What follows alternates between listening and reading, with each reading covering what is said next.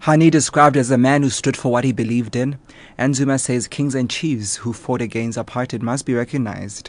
I'm Lebo Changela with this news update. ANC National Chairperson Baleka Mbete has described Chris Hani as the man who stood for what he believed in. Mbete was delivering an address at the Chris Hani Memorial Lecture in Boksburg on Gauteng's East Rand. The event marked 20 years of the assassination of Hani. Those who attended included the Hani family, councillors from London and representatives from the Chinese government. Mbete says Hani chose to challenge the ruling elite. When he chose to go into exile, he was an undergraduate in a field that could have made him a successful lawyer. Despite this, and a possibility of making a life for himself and his destitute family by advancing his academic career, he opted for a struggle to liberate his people. President Jacob Zuma says recognition of kings and chiefs who fought against colonial and apartheid rule remain one of the most effective ways of promoting a shared historical and cultural heritage amongst the country's citizens. The president said this at a ceremony yesterday to rename the Correctional Services Management Facility in Pretoria after the 19th century Bapedi King Mampuru II. The king was hanged in 1883 for refusing to abide to the rule of the ZAR or Transvaal government under Paul Kruger.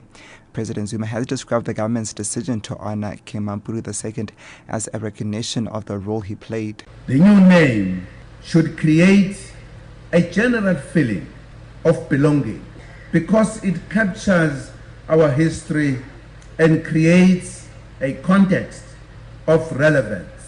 This renaming also marks a historical milestone in our correctional heritage to be effective and relevant.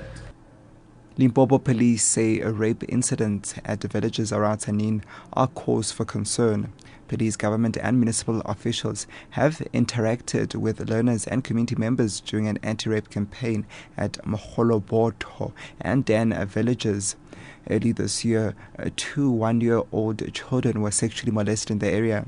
The police's Maggie Matebula says they are targeting the villages, which are rape hotspots. We discuss with the communities and the kids how to prevent that they don't become easy targets, and to prevent that when they happen to meet a rapist, what they must do. We are very much happy. We believe we will be successful because Moholobotu is a flashpoint area of rape.